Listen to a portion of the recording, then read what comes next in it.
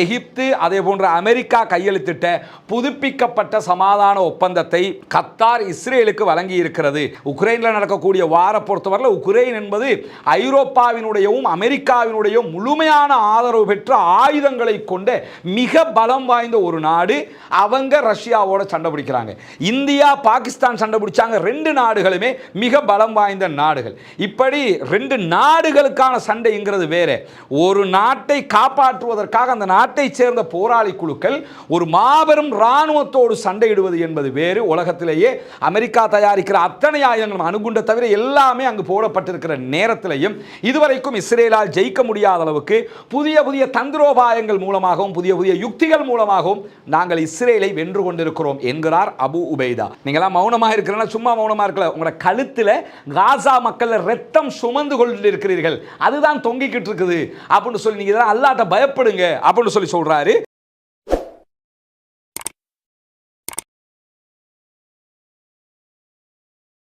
அன்பிற்கினிய சகோதர சகோதரிகளே, நம் அனைவர் மீதும் ஏக இறைவனுடைய அமைதியும் கருணையும் உண்டாகட்டுமாக. அஸ்ஸலாமு அலைக்கும் வரஹ்மத்துல்லாஹி வபரகாத்துஹு. இன்றைய நாள் 651வது நாளாக இருக்கிறது. காசாவிலே இஸ்ரேலிய ஆக்கிரமிப்பு இராணுவத்தினுடைய தாக்குதல்கள் ஆரம்பிக்கப்பட்டதில் இருந்து தொடர்ந்து காசாவிலே இருக்கக்கூடிய அப்பாவிகள் மீதான தாக்குதல்கள் உக்கிரமாக நடத்தப்படுகிற அதே நேரத்தில் வெஸ்ட் பேங்க் பகுதிகளில் மேற்கு கரை பகுதிகளிலையும் இஸ்ரேலிய ஆக்கிரமிப்பு இராணுவம் உச்சகட்டமான தாக்குதல்களை நடத்தி வருகிறது. இந்த நிலையில் இந்த காலகட்டத்திற்குள்ளாக ஒரு சமாதான பேச்சுவார்த்தையும் காசா தொடர்பில் நடைபெற்று வருகிற போது பாலஸ்தீன விடுதலை இராணுவத்தினுடைய ஊடக பேச்சாளராக இருக்கக்கூடிய சகோதரர் அபு உபைதா அவர்கள் இன்றைக்கு ஊடகங்களுக்கு பல முக்கியமான செய்திகளை பேசியிருக்கிறார். அபு உபைதா அவர்கள் இன்றைக்கு ஊடகங்களுக்கு பேசியிருக்கக்கூடிய அவர் வெளியிட்டிருக்கக்கூடிய வீடியோவில் வந்திருக்கக்கூடிய முக்கியமான தகவல்களை தான் ஆரம்பமாக நம்ம பார்க்க இருக்கிறோம். அதை பார்த்ததுக்கு பிறகு அடுத்தடுத்து என்ன நடந்திருக்கிறது என்கிற செய்திகளை நாம் பார்க்க முடியும். குறிப்பாக அபு உபைதா அவர்களுடைய அறிக்கையினுடைய முதல் அம்சமே என்னன்னு சொன்னா, இந்த காலகட்டத்திற்குள்ளாக நூற்றுக்கணக்கான எதிரிகளை நாங்கள் கொன்றிருக்கிறோம், அதே போன்று பல நூற்றுக்கணக்கானவர்களை நாங்கள் காயப்படுத்தி இருக்கிறோம் என்கிற செய்திகளை அவர் ஒரு தலைப்பு செய்தியாக சொல்லி இருக்கிறாரு. ஏன்னா உக்கிரமான தாக்குதல் காசாவுக்குள்ள நடந்து வருகிறது. இஸ்ரேலிய ஆக்கிரமிப்பு இராணுவத்தில் படுபயங்கரமான ஆயுதங்கள் இருந்தாலும் வான்வழி தாக்குதல்களால் அவங்க பொதுமக்களை கொன்றாலும் அப்பாவிகள் மீதான தாக்குதலை தான் அவர்களால் நடத்த முடிகிறது தவிர பாலஸ்தீன விடுதலை இராணுவத்தின் மீதான அவர்களுடைய தாக்குதல்கள் பொய்ப்பிக்கப்பட்டதாக இருக்கிறது. காரணம் என்னன்னா, அவர்கள் ஹிட் அண்ட் ரன் தாக்குதலை நடத்தி கொண்டிருக்கிறார்கள். இஸ்ரேலிய ஆக்கிரமிப்பு இராணுவத்திற்கு உச்சகட்ட பலவீனத்தை அது கொடுத்து கொண்டிருக்கிற காரணத்தினால்தான் நூற்றுக்கணக்கானவர்களை நாங்கள் கொன்றிருக்கிறோம், நூற்றுக்கணக்கானவர்களை படுகாயமடைய செய்திருக்கிறோம் என்கிற செய்திகள் ஆரம்பிக்கிற அபு உபைதா அவங்க சொல்றாங்க, பாலஸ்தீன விடுதலை போராட்ட அமைப்போடு இஸ்ரேலிய ஆக்கிரமிப்பு அரசாங்கம் ஒப்பந்தத்தை மீறிய இந்த 4 மாதங்களுக்குள்ளாக என்னவெல்லாம் நடந்திருக்கிறது என்கிற செய்திகளை பட்டியலிடுறாரு. கடந்த 4 மாதங்களுக்குள்ளாக நாங்கள் நூற்றுக்கணக்கானவர்களை காயப்படுத்தி இருக்கிற அதே நேரத்தில் ஆயிரக்கணக்கான இஸ்ரேலிய ஆக்கிரமிப்பு இராணுவத்தை சேர்ந்தவர்கள் உளவியல் நோய்களுக்கு ஆட்பட்டு இருக்கிறார்கள். ஏன்னா சைக்காலஜிக்கல் ப்ராப்ளத்தில் துடிச்சுக்க, அதனால தான் தற்கொலை பண்ணிக்கிட்டு இருக்கிறாங்க. அதை சொல்லிட்டு என்ன சொல்றாருன்னு கேட்டா, அதே மாதிரி அதிர்ச்சியாலும் அவர்கள் பாதிக்கப்பட்டிருக்கிறார்கள் என்கிற செய்தியை இன்னைக்கு அபு உபைதா அவங்க சொல்றது மட்டுமல்லாம நம்மளுடைய வரலாற்றிலேயே பாலஸ்தீன வரலாற்றிலேயே மிக நீண்ட யுத்தமாக இந்த யுத்தம் இருக்கிற அதே நேரத்தில் நம்முடைய போராளிகள் நிறைய பாடங்களை இந்த யுத்தத்திலே கற்றுக்கொண்டிருக்கிறார்கள். புதிய தந்திரோபாயங்களை யுத்தத்திலே மேற்கொண்டு வருகிறார்கள். புதிய புதிய தாக்குதல் முறைகளால் எதிரிகளை எங்களுடைய போராளிகள் ஆச்சரியப்படுத்தி கொண்டிருக்கிறார்கள் என்கிற செய்திகளை அபு உபைதா அவர்கள் இன்றைக்கு சொல்லி இருக்கிறார். அதை நம்ம பார்க்க முடியும். உலகத்தில் எந்த ஒரு போராட்ட குழுக்கும் எதிராக இப்படியான ஒரு யுத்தம் நடைபெற்றதே கிடையாது என்பதுதான் உண்மை. உக்ரைனில் நடக்கக்கூடிய வார பொறுத்தவரை உக்ரைன் என்பது ஐரோப்பாவினுடையவும் அமெரிக்காவினுடைய முழுமையான ஆதரவு பெற்ற ஆயுதங்களை கொண்ட மிக பலம் வாய்ந்த ஒரு நாடு. அவங்க ரஷ்யாவோட சண்டை பிடிக்கிறாங்க. இந்தியா பாகிஸ்தான் சண்டை பிடிச்சாங்க. ரெண்டு நாடுகளுமே மிக பலம் வாய்ந்த நாடுகள். இப்படி ரெண்டு நாடுகளுக்கான சண்டைங்கிறது வேற. ஒரு நாட்டை காப்பாற்றுவதற்காக அந்த நாட்டை சேர்ந்த போராளி குழுக்கள் ஒரு மாபெரும் இராணுவத்தோடு சண்டையிடுவது என்பது வேறு. உலகத்திலேயே அமெரிக்கா தயாரிக்கிற அத்தனை ஆயுதங்களும் அணுகுண்ட தவிர எல்லாமே அங்கு போடப்பட்டிருக்கிற நேரத்திலையும் இதுவரைக்கும் இஸ்ரேலால் ஜெயிக்க முடியாத அளவுக்கு புதிய புதிய தந்திரோபாயங்கள் மூலமாகவும் புதிய புதிய யுக்திகள் மூலமாகவும் நாங்கள் இஸ்ரேலை வென்று கொண்டிருக்கிறோம் என்கிறார் அபு உபைதா. அதை தாண்டி அபு உபைதா அவங்க சொல்லும்போது இந்த சமீபத்திய வாரங்களில் நடந்த சம்பவங்களை பற்றி சொல்லுகிறார். நம்முடைய பாலஸ்தீன விடுதலை இராணுவத்தைச் சேர்ந்தவர்கள் இஸ்ரேலிய ஆக்கிரமிப்பு இராணுவத்திற்கு எதிராக பல கைது நடவடிக்கைகளுக்கு முயற்சிகளை செய்திருக்கிறார்கள். எப்படியாவது இஸ்ரேல் இராணுவத்தை சேர்ந்தவனுங்களை உயிரோட பிடிக்கிறது தான் முயற்சியாக இருக்கிறது பாலஸ்தீன விடுதலை இராணுவத்தினுடைய. அதற்கு பல முயற்சிகளை செய்து கொண்டிருக்கிறார்கள். நவீன வரலாற்றில் ஆக்கிரமிப்பாளர்களுக்கு எதிரான மிகப்பெரிய இராணுவ பாடசாலை எங்களுடையதுதான் என்கிறார். இதை படிக்கும்போது ஒரு மாதிரியாக இருந்தது. என்னன்னா, ஒரு வித்தியாசமான ஒரு வார்த்தையை அவர் பயன்படுத்துகிறாரு. இந்த நவீன காலத்தில் 2025 நம்ம இருக்கிறோம். இந்த காலகட்டத்தில் ஒரு நாட்டை ஆக்கிரமிக்க வருகிற ஆக்கிரமிப்பாளர்களுக்கு எதிராக நடத்தப்படுகிற மிகப்பெரிய பாடசாலை, மிகப்பெரிய ஸ்கூல், இராணுவ ஸ்கூல் எதுன்னு சொன்னால் அது எங்களுடைய இராணுவத்தினுடைய ஸ்கூல் தான் அப்படிங்கிறாரு. அதனால தான் நிறைய பாடங்களை அவங்களுக்கு நாங்கள் படித்து கொடுத்து கொண்டு இருக்கிறோம் என்று சொல்லுகிறவர் என்ன சொல்கிறாருன்னு சொன்னால், ஆக்கிரமிப்பினுடைய வடிவம் எப்படி இருந்தாலும், இஸ்ரேல் எப்படி எங்களை தாக்கினாலும், அவங்க எப்படித்தான் திட்டங்களை போட்டாலும் அதை எதையுமே நாங்கள் பொருட்படுத்துவதில்லை. ஒன்றை மட்டும் புரிஞ்சுக்கிறங்க, மரணத்தின் மூலமாகவும் எங்களுக்கு மறுமையில் வெற்றி கிடைக்கிறது என்று நினைத்து கொண்டு போராடுகிற ஒரு குழுவுக்கு அவர்கள் என்ன திட்டம் எதிரிகள் போட்டாலும் அது பலன் அளிக்காது. அதான் யதார்த்தம். அதைத்தான் அபு உபைதா வேற வார்த்தைகளில் சொல்றாரு. ஆக்கிரமிப்பினுடைய வடிவம் எப்படி இருந்தாலும், அவருடைய தாக்குதல் திட்டங்கள் எப்படி இருந்தாலும் அதையெல்லாம் பொருட்படுத்தாம இஸ்ரேலிய ஆக்கிரமிப்பு இராணுவத்திற்கு எதிரான நீண்ட போராட்டத்தை தொடருவதற்கு முழுமையான தயாரிப்பில் இருக்கிறோம் என்கிறார்கள். 2 வருஷம் ஆல்ரெடி யுத்தம் நடந்துருச்சு. ஆனால் அவர் என்ன சொல்றாருன்னா, நீங்க எவ்வளவு இராணுவத்தை கொண்டு வந்தாலும் எத்தனை ஆண்டுகளுக்கும் நாங்கள் யுத்தம் செய்ய தயார் என்கிறார். பெரிய ஆச்சரியமான வார்த்தை என்னன்னு கேட்டால், எனவே காசாவில் ஒரு 2 நாளைக்கு முன்னாடி நம்ம வீடியோவில் சொல்லியிருந்தோம், ஆயுதங்களை அவங்களே தயாரிக்கிறாங்கன்னு. அதை அவர் உறுதிப்படுத்துகிற விதமாக இந்த செய்தியை சொல்லிட்டு என்ன சொல்றாருன்னா, இந்த காலகட்டத்தை பொறுத்தவரையில் பாலஸ்தீன விடுதலை இராணுவத்தினுடைய உத்திகள் எதிரிகள் மீது பெருமளவிலான உயிரிழப்புகளை ஏற்படுத்துகிறது. தரமான நடவடிக்கைகளை நாங்கள் செய்து கொண்டிருக்கிறோம். எதிரிகளுடைய படையைச் சேர்ந்தவர்களை உயிரோடு பிடிப்பதற்கு முயற்சி செய்து கொண்டிருக்கிறோம். பயங்கரவாத இஸ்ரேலிய அரசாங்கம் தன்னுடைய யுத்தத்தை தொடர விரும்பினால் அது என்ன முடிவெடுத்துக் கொள்ள வேண்டும் என்று சொன்னால், தன்னுடைய படையைச் சேர்ந்தவர்கள் தன்னுடைய படையினுடைய அதிகாரிகளுடைய இறுதிச் சடங்குகளை நடத்துவதற்கு தயாராக இருக்க வேண்டும். நீங்க யுத்தத்தை தொடர்ந்தீங்கன்னு சொன்னா நீங்க நிறைய சாவுகளை காணுவீங்க, அவங்களை அடக்கம் செய்யறதுக்கு ரெடி ஆகிறீங்க அப்படின்னு சொல்லி ஒரு கடுமையான எச்சரிக்கையாக அபு உபைதா சொல்லிட்டு என்ன சொல்றாருன்னு கேட்டால், உலகின் மிகவும் சக்தி வாய்ந்த அடக்குமுறை படைகளால் எங்களுடைய இராணுவத்திற்கு எதிரான, எங்கள் மக்களுக்கு எதிரான இடைவிடாத தாக்குதல்கள் நடத்தப்படுகிறது. இதற்கு நிறைய பேர் ஆயுதங்களை கொடுக்கிறாங்க, நிறைய உதவிகளை செய்கிறார்கள், நிறைய வெடிமருந்துகளை கொடுக்கிறார்கள். ஆனாலும் அவற்றையெல்லாம் நாங்கள் எதிர்கொள்வதற்கு திடகாத்திரமாக நம்பிக்கையோடு உறுதியோடு நிற்கிறோம் என்கிற அழகான இந்த இவர் இவ்வளவு காலமாக வெளியிட்ட அறிக்கைகளை விட ஒரு வித்தியாசமான, ஒரு நெகிழ்வு பூர்வமான ஒரு அறிக்கையாக இருக்கிறது. ரஃபாத் தேசம், அவர் எதை சொல்றாருன்னா பாலஸ்தீனத்தை சொல்றாரு. ரஃபா தேசம் சொல்லி, ரஃபா தேசம் தங்களுடைய சகோதரர்கள் பல்லாயிரக்கணக்கான மக்கள் கண்ணுக்கு முன்பதாக கொல்லப்படுகிறார்கள், பட்டினி கிடக்கிறார்கள், தண்ணீர் மருந்துகள் இல்லாமல் கஷ்டப்பட்டு கொண்டிருக்கிறார்கள். இந்த ரஃபா தேசத்திலே நம்முடைய சுற்றி இருக்கக்கூடிய நாடுகளுடைய ஆட்சியாளர்களும் படைகளும் பார்த்து கொண்டுதான் இருக்கின்றன அப்படிங்கிறாரு. ஒவ்வொரு நாளும் குண்டை போடுறாங்க, கொள்றாங்க, சாப்பிட வழி இல்லாமல் மரணிக்கிறாங்க, மருந்து இல்லாமல் செத்துக்கிட்டு இருக்கிறாங்க. ஆனால் சுற்றி இருக்கிற இராணுவங்களும், நம்முடைய அரபு இராணுவங்களும் அதே போன்று நாடுகளும் பார்த்து கொண்டு தான் இருக்கின்றன என்று சொல்லிட்டு சொல்கிறாரு. இஸ்லாமிய அதே போன்று அரபு தேசங்களுடைய தலைவர்கள், அவர்களுடைய உயர் அடுக்கு அதிகாரிகள், அதே போன்று அவர்களுடைய அறிஞர்கள், இது முக்கியமானது, அரபு தேசத்தினுடைய ஆட்சியாளர்கள், அதே போன்று இஸ்லாமிய அரபு தேசத்தினுடைய தலைவர்கள், உயர் அடுக்கு அதிகாரிகள், இராணுவ ஜெனரல்கள் மாதிரி இருப்பாங்களா இல்லையா, உயர் அடுக்கு அதிகாரிகள், அந்த நாடுகளுடைய அறிஞர் பெருமக்கள், உலமாக்கள் இருக்கிறாங்களா இல்லையா, இவங்க அத்தனை பேருடைய கழுத்தும் இப்போ எப்படி இருக்குதுன்னு சொன்னால், தங்களுடைய மௌனத்தால் காசாவில் இவ்வளவு பேர் கொல்லப்படும் போது அறிஞர்களும் பார்த்துக்கிட்டு தானே இருக்கிறாங்க. சவுதி அரேபியாவில் இவ்வளவு உலமாக்கள் இருக்கிறாங்க. ஏதாவது பண்ணுறாங்களா? பார்த்துக்கிட்டு சும்மா இருக்கிறாங்க.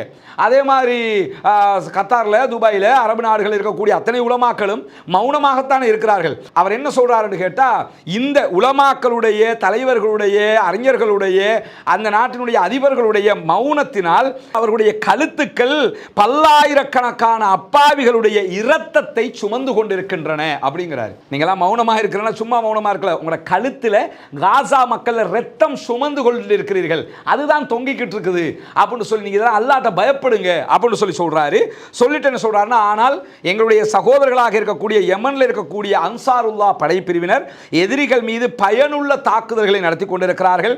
செயலற்று போகிற விதமாக அவர்களுடைய படைகள் மீதான தாக்குதல்களை தொடர்ந்து நடத்துகிறார்கள். அவர்கள் மீது இஸ்ரேல் பலவிதமான பதிலடிகளை கொடுத்தாலும் அவர்கள் விடாமல் எங்களுக்காக நிற்கிறார்கள் என்று சொல்லிட்டு எதிரியோடு, இஸ்ரேலோடு நாங்கள் மறைமுக பேச்சுவார்த்தைகளில் பாலஸ்தீன தரப்பு ஈடுபட்டு வருகிறது. அந்த பாலஸ்தீன தரப்பு என்ன கோரிக்கைகளை முன்வைக்கிறாங்களோ அந்த கோரிக்கை அடிப்படையில் தான் பாலஸ்தீன விடுதலை இராணுவம் செயல்படும் என்று சொல்லிட்டு சமீபத்திய இந்த 4 மாதங்களுக்குள்ளாக இஸ்ரேலிய ஆக்கிரமிப்பு இராணுவத்தினுடைய அனைத்து கைதிகளையும் நாங்கள் விடுவிப்பதற்கு தயார், ஒரே ஒப்பந்தத்தில் நாங்கள் விடுவிக்கிறோம், நீங்க மொத்தமா நாட்டை விட்டு வெளியே போகணும், எங்க நாட்டை எங்களுக்கு தரணும் என்கிற நிபந்தனையை நாங்கள் வழங்கி இருக்கிறோம். போர் குற்றவாளியாக இருக்கக்கூடிய நெத்தனியாகவும் அவருடைய அமைச்சரவையை சேர்ந்தவர்களும் எங்களுடைய இந்த வாய்ப்பை நிராகரித்திருக்கிறார்கள். நாங்கள் கொடுக்கிறதுக்கு தயாராக இருக்கிறோம், ஆனால் அவங்க வாய்ப்பை மறுத்துக்கிட்டே இருக்கிறாங்க. அது மட்டுமல்லாமல் அவங்களுடைய கைதிகளாக நாங்கள் யாரை பிடிச்சி வச்சிருக்கிறோமோ அதில் நிறைய பேர் அவர்களுடைய இராணுவத்தை சேர்ந்தவங்க. அதனால தான் அவங்க வந்து கணக்கில்லாமல் இருக்கிறாங்க. பொதுமக்களாக இருந்தால் கூட பரவாயில்ல, மீட்டெடுக்கணும்னு யோசிப்பாங்க. இராணுவத்தை சேர்ந்தவங்கிறதுனால தங்களுடைய ஃபோர்ஸஸ் யுத்தத்தில் செத்தா என்ன, பாலஸ்தீன விடுதலை அமைப்பிடத்தில் செத்தா என்ன என்கிற விதமாக பொடுபோக்காக இருக்கிறார்கள் என்பது மட்டும் எங்களுக்கு தெரிகிறது என்கிற ஒரு செய்தி அபூ உபைதா சொல்லிட்டு நடந்து கொண்டிருக்கக்கூடிய இந்த பேச்சுவார்த்தைகளை கண்காணித்து வருகிறோம். இதில் நிரந்தர யுத்த நிறுத்தம் ஏற்பட வேண்டும், ஆக்கிரமிப்பு இராணுவம் மொத்தமாக திரும்பி வெளியேற வேண்டும், காசா விட்டு வெளியே போகணும், எங்களுடைய மக்களுக்கு தேவையான நிவாரணங்கள் வழங்க வேண்டும்.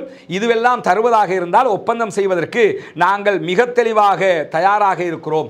பொய்யான வாக்குறுதிகள், அதே போன்று ஏமாற்று கதைகளை சொல்லி மனிதாபிமான மண்டலம் என்கிற பெயரில் நாஜி வதை முகாம் ஒன்றை காசாவுக்குள் உருவாக்குவதற்கு இத்திட்டங்களை இஸ்ரேலிய ஆக்கிரமிப்பு இராணுவம் முன்வைக்கின்றன.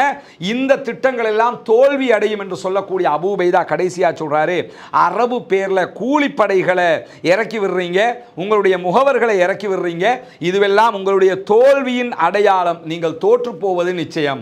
அபு ஷபாப்ங்கிற பேர்ல ஒரு படையை கொண்டு இறக்குறது, ஒவ்வொருத்தன பேர்ல யாசர் அபு ஷபாப் பேர்ல எல்லாம் இஸ்ரேல் பயிற்சியை கொடுத்து ஆயுதத்தை கொடுத்து குழுக்களை இறக்குறானா இல்லையா? இதுக்கெல்லாம் அவங்க என்ன சொல்றாங்கன்னா, அரபு பேர்ல நீங்க கொஞ்சம் பேர்த்த களத்தில் இறக்குறதுனால எங்களை தோக்கடிச்சிட முடியாது, உங்களாலேயே எங்களை வெல்லலாம் போது எங்களுடைய துரோகிகளால் எங்களை வெல்லலாம் என்ற அர்த்தம் அல்ல, தாராளமாக அவர்களும் தோற்று போவார்கள் என்று சொல்லி தன்னுடைய அறிக்கையில் மிக தெளிவாக இன்றைக்கு அபூ உபைதா அவர்கள் சொல்லி இருக்கக்கூடிய காட்சிகள் வெளியாகி இருக்கிறது. எனவே பாலஸ்தீன விடுதலை இராணுவம் நீண்ட நெடிய யுத்தத்திற்கு மிக தயாராக இருக்கிறது. அதற்குரிய தேவைப்பாடுகளும் அதற்குரிய ஆயுதங்களும் அவர்களிடத்தில் இருக்கிறது என்பதை இன்றைக்கு தெளிவாக அபூ உபைதா ஒப்புவித்திருக்கிறார். ஆயிஷா சிஸ்டர், முகமது பிரதர், இது எங்க வீடு இல்லை, எங்கட பொறுப்பு முடிஞ்சு.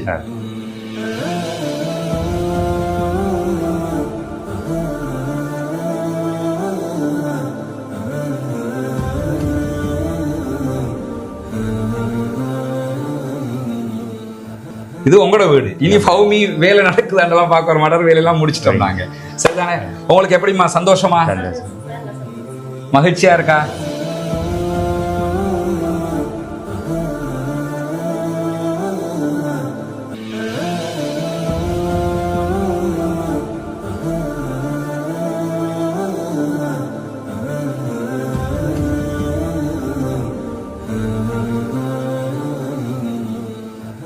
சரியா? இதுக்கு நீங்க நிறைய துவா செய்யணும். இதுக்காக உதவின சகோதரர்களுக்கு, உங்களை மாதிரி என்றாலும் வேலை செய்யக்கூடிய ஒருத்தர் கொழும்புல ஒரு உண்டியலை கொண்டு வந்தார், 9500 ரூபா சம்திங், அதுல காசு இருந்துச்சு. அஸ்ஸலாமு அலைக்கும் வரஹ்மத்துல்லாஹி வபரகாத்துஹு. அன்பிற்கினிய சகோதர சகோதரிகளே, நம் அனைவர் மீதும் ஏக இறைவனுடைய அமைதியும் கருணையும் உண்டாகட்டுமாக என்கிற உயரிய பிரார்த்தனைகளோடு, நமக்கெல்லாம் தெரியும், உங்கள் அத்தனை பேருடைய உதவிகளோட பொத்துவில் பகுதிகளில் ஒரு 14 வீடுகள் அமைக்கிற ஒரு திட்டத்தை நம்ம செஞ்சு வர்றோம். இஸ்லாத்தை ஏற்றுக்கொண்ட ஏழை சகோதரர்களுக்கான ஒரு வீட்டு திட்டம். அது கிட்டத்தட்ட 25 லட்சங்களுக்கு மேலே ஒவ்வொரு வீட்டுக்கும் நம்ம செலவு பண்ணி முழுமைப்படுத்தப்பட்ட ஒரு வீடாக அவங்களோட கையில் கொடுத்துருக்குறோம். ஏற்கனவே அது பற்றிய செய்திகளை நிறையவே நம்ம உங்களுக்கு சொல்லியிருக்கிறோம். இன்றைய நாள் அந்த வீடுகளை கையளிக்கிற நிகழ்வு நம்ம செய்கிறோம். இந்த கையளிக்கிற நிகழ்வு ஒரு பெரிய ஃபங்க்ஷன் மாதிரியெல்லாம் நாங்கள் பண்ணலை. ஏன்னா அதுக்கு ஒரு 2 லட்சமோ 3 லட்சமோ செலவழிக்கிறத விட அந்த பணத்தை வச்சு இன்னொரு வீட்டினுடைய ஒரு ஃபவுண்டேஷனை நாங்கள் போட்டுருவோம். எனவே தான் நாங்கள் வர்றோம், கையில் கொடுத்துட்டு போகிறோங்கிற மாதிரி செஞ்சுக்கிட்டு இருக்கிறோம். இந்த வீடுகள் முழுமையாக கட்டி முடிக்கப்பட்டிருக்குது. உள்ளே வந்து நீங்கள் பார்க்கலாம். அவங்க வீட்டுக்கு உரியவங்க இருக்கிறாங்க, அவங்களோடையும் பேசுவோம். வாங்க. இது பெரிய கீயை, இது இப்படி தான் கொடுக்குறது. இவர் சகோதரர் முகம்மது. முதலாவது வீடு இவங்களுக்கு தான் கையளிக்கிறோம். அவங்களுடைய மனைவி, அவங்களோட பேர் என்னம்மா? ஃபாத்திமா ஆயிஷா. சகோதரர் முகமது ஃபாத்திமா ஆயிஷா தம்பதிக்கு தான் நம்ம ஃபஸ்ட்டு வீடு கொடுத்துருக்குறோம். வீட்டை பார்த்தீங்களா? வாங்க உள்ள போவோம், நாங்களும் சேர்ந்து பார்ப்போம். இப்போ ஆயிஷா சிஸ்டர், முகமது பிரதர், இது எங்கள் வீடு இல்லை, இனி எங்களோட பொறுப்பு முடிஞ்சு. இது உங்களோட வீடு. இனி ஃபவுமி வேலை நடக்குதாண்டெல்லாம் பார்க்குற மாட்டர் வேலையெல்லாம் முடிச்சிட்டோம் நாங்கள். சரிதானே? உங்களுக்கு எப்படிம்மா? சந்தோஷமா? மகிழ்ச்சியாக இருக்கா? சரியா? இதுக்கு நீங்கள் நிறைய துவா செய்யணும். இதுக்காக உதவின சகோதரர்களுக்கு வெளிநாட்டில் உள்நாட்டில் எல்லாருமே இதுக்கு உதவி இருக்கிறாங்க. கிட்டத்தட்ட நாங்கள் இதுக்கு ஒரு 25 லட்சத்துக்கு மேலே ஒவ்வொரு வீடுகளுக்கும் செலவு பண்ணியிருக்கிறோம். இது ஒவ்வொன்றும் யூடியூப்பில் சொல்லி சேகரித்த காசு. எனவே அல்லாஹ் வந்து அவங்களுக்கு நிறைய தந்தவங்க அத்தனை பேருக்கு நிறைய கூலிகளை கொடுக்கணும்னு நீங்கள் துவா செய்யணும். வீடுகளில் வேறு ஏதாவது குறைகள் இருக்கிற மாதிரி தெரியுதா? இல்லை இருந்தால் சொல்லிடுங்க. அதெல்லாம் நீங்கள் யோசிக்கிறது அப்படி நல்லா இருக்குதா? அப்போ இன்றையில இருந்து நீங்கள் எல்லாத்தையும் யூஸ் பண்ணலாம். துவா தான் நீங்கள் நிறைய செய்யணும். சரியா? அல்லாஹ் உங்களுக்கு அருள் புரிவான். பார்க்குற மக்கள் நீங்கள் செஞ்ச உதவியால் தான் இவ்வளவு நம்ம பண்ணி இருக்கிறோம். அல்லாஹ் அத்தனை பேருக்கும் அருள் புரிவான். ரொம்ப ஒரு மகிழ்ச்சியான ஒரு தருணமாக இது இருக்குது. எனவே நிறைய அல்லாஹ்விடத்தில் நாங்கள் உங்களுக்காக பிரார்த்தனை பண்ணுறோம். நான் ஏற்கனவே நாங்கள் போட்ட வீடியோக்களை நீங்கள் பார்த்துருப்பீங்க. ஒரு சகோதரி எனக்கு தெரிஞ்சு 140 ரூபா கூட அனுப்பியிருந்தாங்க எனக்கு. ஒரு விதவை தாய், இப்போ அண்மையில் அவங்க விதவை, வயசாளி, அவங்க ஒரு 5000 ரூபா அனுப்பியிருந்தாங்க. எனக்கு ஒரு கடிதம் அனுப்பியிருக்கிறாங்க. இதில் சேர்த்துக்கிறேங்க தம்பி, என்னால் முடிஞ்சது இவ்வளவு தான் அப்படின்னு சொல்லி. அதே மாதிரி உங்களை மாதிரி என்றாலும் வேலை செய்யக்கூடிய ஒருத்தர் கொழும்புல ஒரு உண்டியலை கொண்டு வந்தார். 9500 ரூபா சம்திங் அதில் காசு இருந்துச்சு. அந்த உண்டியலை கொண்டு வந்தார். என்னை வந்து வீட்டு திட்டங்களை சேர்த்துக்கொள்ளுங்க. இப்படியெல்லாம் சேர்த்து செஞ்சுருக்கிறோம். அல்ஹம்துலில்லாஹ். எங்களால் முடிஞ்சதை உங்களுக்கு செஞ்சு வந்திருக்கிறோம்மா. சரியா? ரொம்ப சந்தோஷம். துஆ செய்யுங்க இன்ஷா அல்லாஹ். இல்லையா போங்க. இதுதான் நம்ம அடுத்து கட்ட இருக்கிற இடம். 4 வீடுகள் கிட்டத்தட்ட இவரில் கட்ட முடியும். அதுக்குரிய ஃபவுண்டேஷன் போடுகிற வேலைகளை ஆரம்பிச்சிருக்கோம். இன்றைக்கி தான் அதுக்குரிய வேலைகள், ஃபவுண்டேஷன் போடுகிற வேலைகள் ஆரம்பிக்கப்பட்டது. கற்களை கொண்டாந்து போட்டிருக்கிறாங்க. மேலதிகமாக இன்ஷா அல்லாஹ் அடுத்த வேலைகள் நாளை காலையில் இருந்து தொடரும் இன்ஷா அல்லாஹ் ஆரம்பிக்க இருக்கிறது. எனவே இந்த வேலைகளும் நீங்கள் தருகிற உதவிகளை கொண்டு தான் நம்ம செய்ய இருக்கிறோம்ங்கிறதுனால நீங்கள் தான் இதற்கும் உதவ வேண்டும். அல்லாஹ் உங்களுக்கு அருள் புரிய வேண்டும். உங்கள்கிட்ட தான் நம்ம இதை கேட்க முடியும். காசாவில் நடக்கக்கூடிய அநியாயங்கள் தொடர்பான வீடியோக்களை பார்க்கக்கூடிய சகோதரர்கள் நீங்கள் தான் இதுக்காக அள்ளி தர்றீங்க. சிறு தொகையாக இருந்தாலும் உங்களால் முடிந்ததை நீங்கள் தர வேண்டும் என்று நம்ம கேட்டுக்கிட்டு இருக்கிறோம். சதகத்துல் ஜாரியாவாக ஜகாத் பணத்தையும், ஜகாத்து பெறக்கூடிய 8 கூட்டத்தாரில் ஒரு கூட்டத்தார் முஅல்லஃபத்துல் குலூப், உள்ளங்கள் ஈர்க்கப்படுகிறவர்கள் என்று அல்லாஹு தாலா சொல்லி காட்டுகிறான். எனவே இந்த இஸ்லாத்தை ஏற்றுக்கொண்ட சகோதரர்களும் அதிலே ஒரு குரூப்பாக இருக்கிறதுனால உங்களுடைய ஜகாத் நிதிகளையும் நீங்கள் தாராளமாக அதற்காக தர முடியும். இதில் மொத்தம் 4 வீடுகள் இந்த லேண்டுக்குள்ளே கட்ட முடியும். இந்த லேண்டும் நம்ம விலை கொடுத்து வாங்கியிருக்கிறோம் அல்ஹம்துலில்லாஹ்னு சொல்லி. ஏற்கனவே கட்டப்பட்ட ஒவ்வொரு வீடுகளும் 25 லட்சங்கள் சுமார் ஒவ்வொரு வீட்டுக்கு நம்ம செலவழிச்சிருக்கிறோம். முழுமையாக கம்ப்ளீட்டடாக ஒவ்வொரு வீட்டையும் நம்ம செஞ்சு கொடுத்துருக்கிறோம். அதே மாதிரி தான் இந்த இடத்துல 4 வீடுகள் கட்ட வேண்டி இருக்கிறது. எனவே இந்த வீட்டுக்கான உதவி ஒத்தாசைகளையும் வாரி வழங்குமாறு அன்பாக கேட்டுக்கொள்கிறோம். உங்களிடத்தில் மட்டும்தான் நாங்கள் கேட்டு வர முடியும். எனவே இந்த வீடியோக்களை பார்க்கிற சகோதரர்கள் இதற்கான உதவிகளை வாரி வழங்குங்கள். முன்னால் தெரிகிற நம்முடைய வங்கி கணக்கிலக்கத்திற்கு நீங்கள் உங்களால் முடிந்த உதவித்தொகைகளை அனுப்பி தர முடியும். அதே நேரத்தில் வெளிநாடுகளிலிருந்து பணம் அனுப்ப முடியாது இந்த அக்கௌண்ட்டுக்கு என்று சொல்லக்கூடியவங்க முன்னால் தெரிகிற என்னுடைய வாட்ஸ்அப் மற்றும் தொலைபேசி இலக்கத்தை தொடர்பு கொள்ளுங்கள். உங்களுக்கு அதற்குரிய வழிகாட்டுதல்களையும் நம்ம தருவதற்கு தயாராக இருக்கிறோம். வல்ல இறைவன் நம்முடைய அனைத்து பணிகளையும் புரிந்து கொள்ள வேண்டும். அந்த மக்கள் மகிழ்ச்சியாக அதை ஏற்றுக்கொண்ட காட்சிகளை நீங்கள் பார்த்துருப்பீங்க. எனவே தான் இந்த உதவியை நாங்கள் உங்களிடத்தில் கேட்குறோம். இந்த 4 வீடுகள் கட்டிட்டோம்னா மொத்தம் 9 வீடுகள் முடிஞ்சிடும். அதுக்கு பிறகு இன்னொரு 6 வீடு, இப்படி நம்மளால் முடிஞ்ச வரைக்கும் எத்தனை வருஷமானாலும் கட்டி கொடுக்குறது எவ்வளோதாங்கிற அடிப்படையில் தான் இதற்காக ஓடிக்கொண்டிருக்கோம். ஒன்று புரிஞ்சுக்கிறேங்க, நான் இருக்கிறது பொத்துவில்லை. இப்போ ஆனால் நான் உண்மையிலே என்னுடைய வசிப்பிடம் கொழும்பு. இந்த பணிகளை மேற்பார்வையிடுவதற்காக மாதத்தில் குறைஞ்சது 3 தடவையாவது நான் பொத்துவிலுக்கு வந்து போய்கிட்டு இருக்கிறேன். இங்கே சகோதரர் ஃபௌமி பொறுப்பாக இருந்து செஞ்சுக்கிட்டு இருக்கிறாரு. கிட்டத்தட்ட கொழும்புல இருந்து வர்றதுக்கு 7 மணி நேரம் பிடிக்கும், திரும்ப போகிறதுக்கு 7 மணி நேரம் பிடிக்கும். இந்த நேரங்களையும் செலவு செய்து தான் நான் இதுக்காக வர்றேன். ஏன்னா நீங்கள் தருகிற பணம் சரியாக போய் சேரணுங்கிறதுக்காக வல்ல ரஹ்மான் நம்முடைய பணிகளை ஏற்றுக்கொள்வானாக. அல்லாஹ்விடத்தில் நிறைய பிரார்த்தனை செய்யுங்கள். எனக்காகவும் பிரார்த்தனை செய்யுங்கள். பாலஸ்தீனம் வெற்றி பெற வேண்டும் என்றும் பிரார்த்தனை செய்யுங்கள். அஸ்ஸலாமு அலைக்கும் வரஹ்மத்துல்லாஹி வபரகாத்துஹு. இப்படியான சூழல்ல காசாவில் நடந்து வரக்கூடிய யுத்தத்துக்கு மத்தியில் காசாவில் இருக்கக்கூடிய கிறித்தவர்கள் காசாவில் இருக்கிற அவர்களுடைய ஒரு தேவாலயத்துக்குள்ள 500க்கும் மேற்பட்டவர்கள் அங்கே தான் தங்கிக்கிட்டு இருந்தாங்க. நேற்றைய தினம் நமக்கு தெரியும், அந்த தேவாலயத்தின் மீதும் பாரிய தாக்குதலை இஸ்ரேலிய ஆக்கிரமிப்பு ராணுவம் நடத்தியது மட்டுமல்லாமல் இது தெரியாமல் நடந்த தாக்குதல் அல்ல, அது தேவாலயம் தான் என்று தெரிந்துதான் தாக்குதல் நடத்தி இருக்கிறோம் என்று அறிவிச்சிருந்தாங்க. இந்த தாக்குதல் இன்றைக்கு நடத்தப்பட்டதற்கு பிறகு இந்த தாக்குதலுக்கு எதிராக உடனடியாக போப் லியோ கண்டனத்தை தெரிவித்திருக்கிறார். உடனடியாக காசாவிலே யுத்த நிறுத்தம் வர வேண்டும் என்று சொல்லியிருக்கிறார். போப் லியோ பொறுத்தவரையில் அவர்களுடைய தேவாலயம் தாக்கப்பட்டதற்காக மாத்திரம் அவர் இந்த கருத்தை சொல்லலை, தெளிவாக புரிஞ்சுக்கிறங்க. போப் லியோ போப்பாக தெரிவு செய்யப்பட்டதிலிருந்து இதுவரைக்கும் ஒரு 3 தடவைகள் காசாவில் யுத்த நிறுத்தம் கொண்டு வர வேண்டும் என்கிற அழுத்தமான கோரிக்கைகளை முன்வைத்திருக்கிறார் என்பதையும் நம்ம புரிந்து கொள்ளுகிற அதே நேரத்தில் இன்றைக்கு இஸ்ரேலிய ஆக்கிரமிப்பு ராணுவம் காசாவினுடைய முகாம்கள் மீது தாக்குதல்களை நடத்தியிருக்கிறார்கள், ட்ரோன் தாக்குதல்களை நடத்தியிருக்கிறார்கள். அந்த முகாம்களில் 30க்கும் மேற்பட்ட அப்பாவிகள் கொல்லப்பட்டிருக்கிறார்கள், ஷஹீதாகி இருக்கிறார்கள்.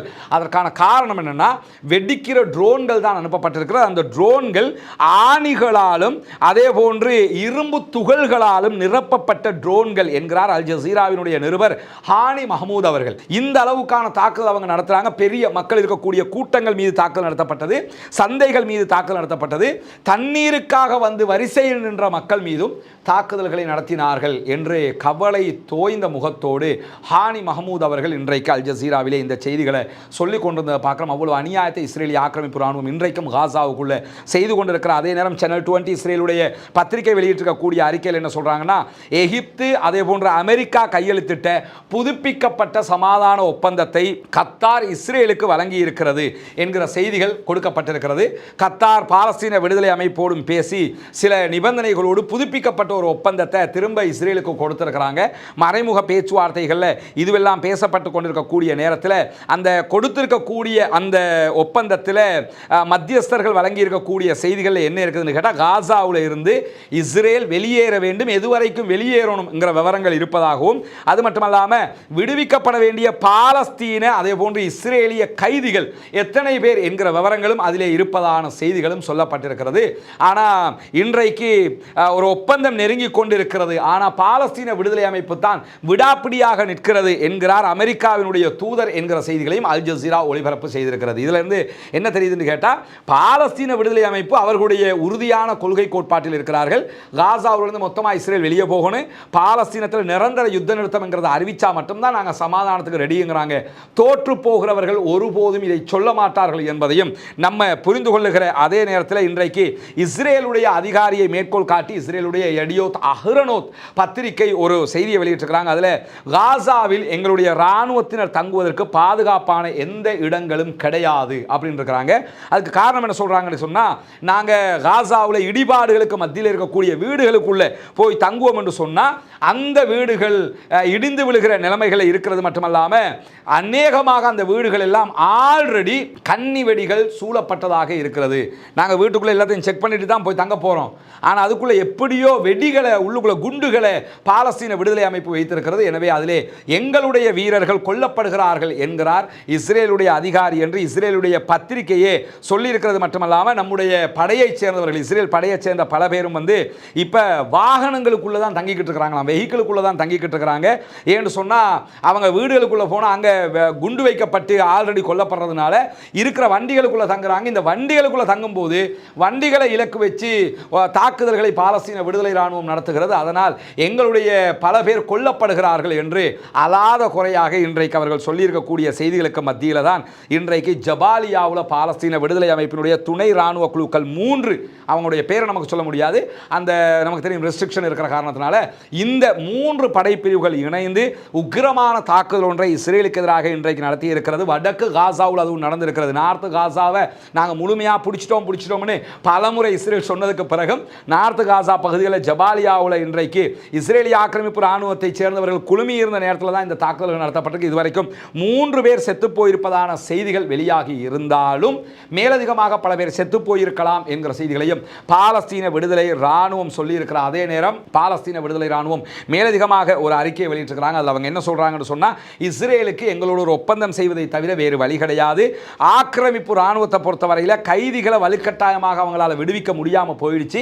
காசாவுக்குள்ள வந்தாங்க, யுத்தம் செய்து கைதிகள் எடுத்துட்டு போகணும்னு நினைச்சாங்க.